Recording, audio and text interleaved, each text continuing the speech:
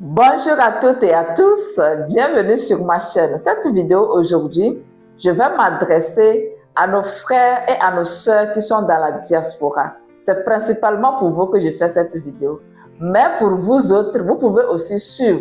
Je suis sûre que vous aurez des enseignements à tirer. Moi, je m'appelle Solim, je suis une entrepreneure agricole passionnée du monde rural. Je vis moi-même en milieu rural, à une centaine de kilomètres de Lomé, dans la préfecture du Haro, où je collabore au quotidien avec des producteurs locaux. Je prends plaisir aussi à gérer les fermes agricoles pour des exploitants individuels qui ne sont pas sur place ou qui ont besoin d'une expertise particulière pour rendre leur ferme rentable. Tout récemment, un promoteur de ferme vivant dans la diaspora a pris un rendez-vous avec moi pour parler des opportunités de marché qu'il y a pour les produits agricoles. Alors, j'ai pris mon temps pour lui expliquer comment le marché local est structuré et quels sont les marchés qu'on a localement. Et je lui ai aussi parlé des marchés internationaux, les marchés d'exportation, comment ces marchés sont structurés. Et c'était clair que les marchés internationaux offraient plus de marge ou bien plus d'opportunités que les marchés locaux. En donnant ces informations à ce promoteur de ferme, c'était en fait pour le pousser à penser à écouler ses produits sur le marché international. Mais j'étais un peu déçue quand il m'a dit non. Je laisse le marché international. Ça, d'après ce que tu viens de m'expliquer là, ce n'est pas donné à n'importe qui. Non, non, non. Je vais me concentrer sur la production et l'écouler comme ça sur le marché local. Si toi aussi, tu es dans la diaspora, je parie très fort que tu ne sais même pas comment on fait pour prendre un produit ici en Afrique et le commercialiser en Europe. Les fruits et légumes, en fait, tout ce qui rentre dans la cuisine africaine que vous achetez dans vos pays, en Europe ou aux États-Unis, pour la plupart du temps, vous les achetez dans des magasins appartenant aux Chinois ou bien aux Indiens. N'est-ce pas? Vous ne vous êtes jamais demandé comment est-ce que moi aussi, je peux prendre des produits de mon pays et les commercialiser là où je suis. Je vous ai déjà dit ici que dans le domaine agricole, ce n'est pas dans la production qu'on gagne de l'argent.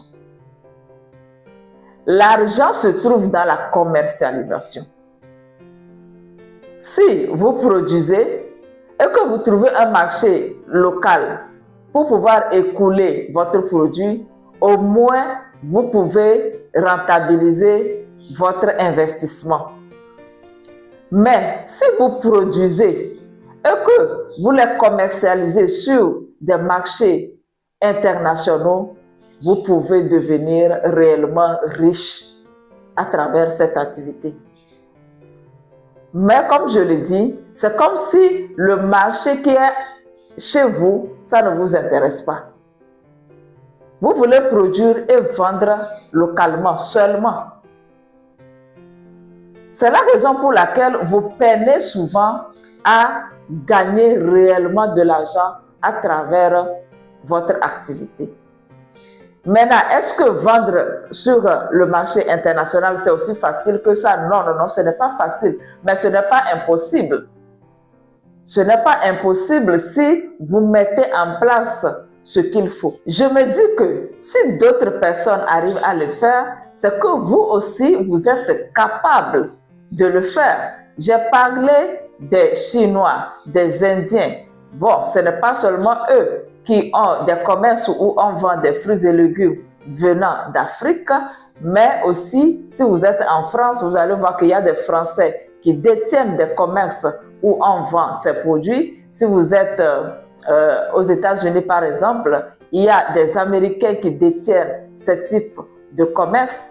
Mais pourquoi au niveau de la communauté africaine, il y a très peu de personnes qui détiennent des commerces où on vend de ces produits, que ce soit en Europe ou aux États-Unis, voire au Canada. Pourquoi? Alors, on va te dire généralement que c'est par manque de marché. Mais les quantités de fruits et légumes qui quittent chaque semaine, par exemple au Togo ici, pour aller vers l'Europe, c'est considérable. Même au Togo, on n'est pas très avancé. Quand on va au Ghana, la quantité de fruits et légumes, de tubercules qui partent chaque semaine, c'est considérable. Mais c'est toujours vers les marchés européens ou américains. Ne me dites pas que non, si on fait la promotion de l'exportation, les populations locales vont manquer de produits à consommer. Non, non, non, non. Il y a une politique de sécurité alimentaire. Il y a certains produits qui sont très réglementés et qu'on ne peut pas exporter n'importe comment. Les produits de première nécessité sont protégés.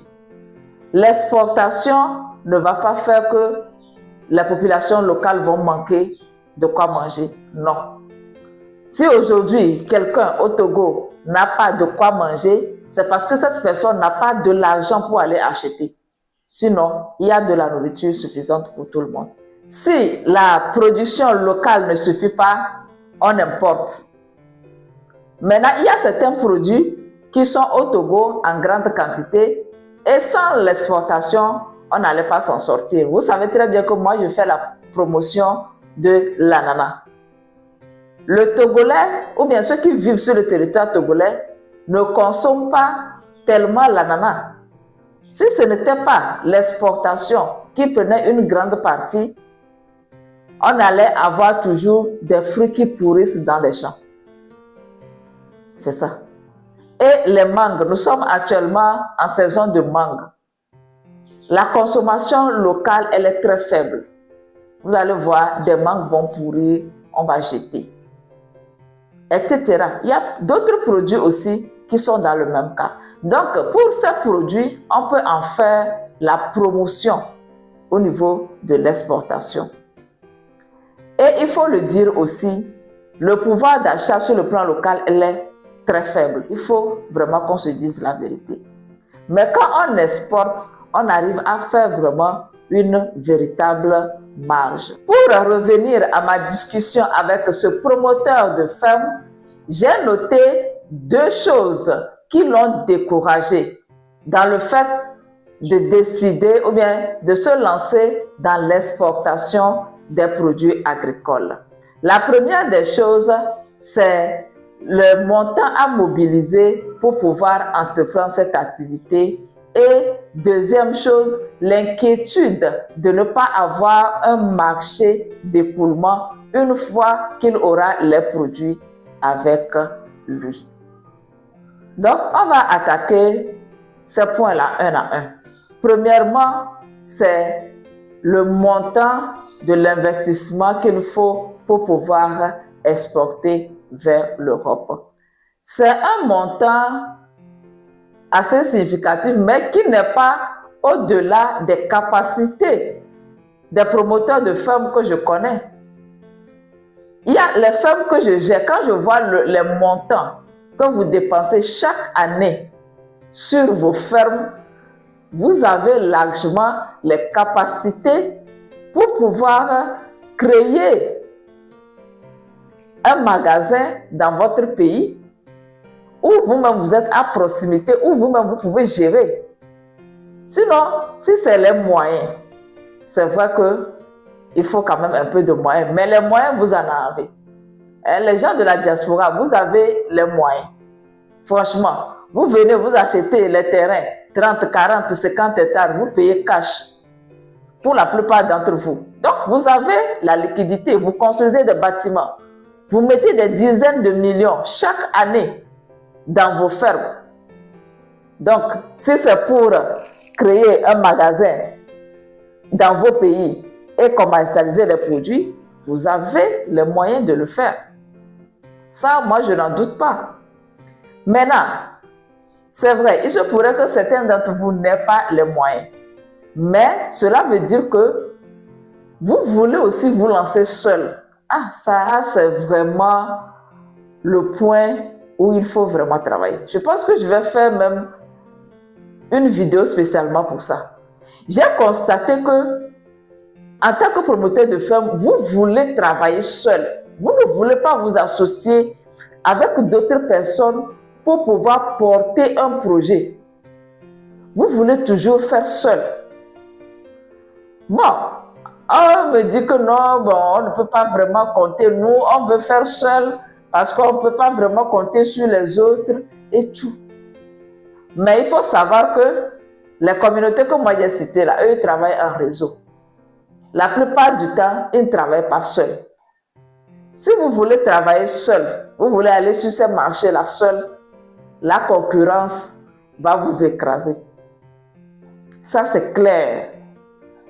C'est clair. Donc, au niveau des promoteurs de ferme, vous avez de l'argent pour venir investir en Afrique, quand bien même vous n'êtes pas à côté. Si vous pensez aussi mettre de l'argent pour investir dans vos pays, là, vous êtes à côté, vous pouvez contrôler. Je pense que ça vous avantagerait. Mais toujours dans le domaine agricole. Parce que la commercialisation, si vous commercialisez des produits agricoles, vous êtes toujours dans le domaine. On va laisser ce point. Moi, je ne fais pas des vidéos qui sont très longues, donc je ne vais pas trop détailler. Deuxième point, c'est l'inquiétude de ne pas avoir un marché d'écoulement une fois que les produits sont arrivés sur place. Ah. On me dit souvent que lorsque les Africains veulent aller faire des achats, ils préfèrent aller dans des magasins d'autres communautés pour pouvoir acheter. S'ils savent que c'est leur frère qui a ouvert une boutique quelque part, ils ne vont pas le soutenir. Ils n'aiment pas aller acheter chez leur frère. C'est vrai? Ah. Donc si c'est vrai, là, ceux qui refusent aussi de créer leur business en Europe ou aux États-Unis, je pense qu'ils ont raison. Parce que les autres qui réussissent là, eux, ils travaillent en communauté, ils se soutiennent. Est-ce qu'il y a vraiment une communauté africaine au niveau de la diaspora? Une communauté dans laquelle vous vous soutenez, une communauté dans laquelle vous soutenez les business de ceux qui osent parmi vous? Sinon, s'il y a vraiment une communauté, il y a assez d'Africains dans la diaspora. Vous êtes nombreux. Si vous avez cette culture de soutenir les business de vos frères et sœurs, je pense que les gens ne vont pas trop hésiter à ouvrir de ces boutiques-là de plus en plus pour pouvoir eux-mêmes importer d'Afrique pour approvisionner leurs magasins. Actuellement, là, comme je l'ai dit, c'est les Européens, les Américains, c'est eux qui viennent s'approvisionner ici pour pouvoir mettre dans leur magasin et vous allez acheter. Maintenant, j'ai besoin de vos témoignages, j'ai besoin de vous écouter. Parce que même ceux qui ne peuvent pas laisser des commentaires sur la chaîne, là, ceux qui ne veulent pas laisser des commentaires, s'il vous plaît, mettez-moi le message en inbox, écrivez-moi directement sur WhatsApp, je veux comprendre. Vous qui êtes de la diaspora et qui vous intéressez au domaine agricole, dites-moi pourquoi vous ne pensez pas aussi créer des magasins chez vous là-bas et importer des produits et commercialiser les produits dans vos pays respectifs. Dites-moi ce qui vous empêche. J'ai vraiment besoin de comprendre ce point-là. Parce que si vous arrivez vraiment à investir dans ce domaine-là, je pense que ça va permettre à tout le monde de gagner, même ceux qui investissent dans la production. C'est très important. Investir dans la production sans vraiment investir dans la commercialisation, c'est comme si on est en train de perdre notre temps. Dites-moi ce qui vous empêche de créer aussi des magasins dans vos pays. Alors que vous-même, vous allez souvent acheter des produits africains dans des magasins. n'est-ce pas? Donc, dites-moi cela. Et deuxièmement, s'il y a des personnes qui ont eux-mêmes déjà créé ce type de commerce, dites-moi comment ça marche chez vous. Vraiment, ça va m'aider à faire des vidéos, ça va m'inspirer à faire des vidéos. Et l'objectif, c'est qu'on puisse trouver une solution, n'est-ce pas? Donc, c'est ce que j'ai voulu partager avec vous dans cette vidéo. Merci d'être toujours fidèle, merci de suivre cette chaîne. Merci pour vos abonnements, pour vos commentaires, pour vos likes. Je vous donne rendez-vous dans quelques jours pour une nouvelle thématique. D'ici là, prenez bien soin de vous, portez-vous bien. Au revoir.